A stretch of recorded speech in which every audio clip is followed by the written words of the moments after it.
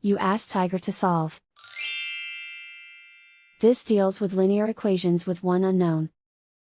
The final result is z equals 6. Let's solve it step by step. Simplify the expression. Expand the parentheses. Multiply the coefficients. Simplify the arithmetic. Group all constants on the right side of the equation. Add 4 to both sides. Simplify the arithmetic.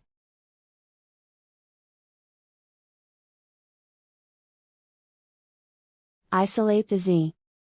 Divide both sides by 8. Simplify the fraction.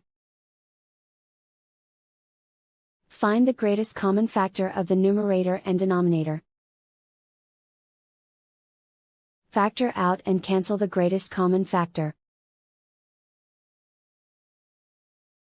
And so the final result is z equals 6.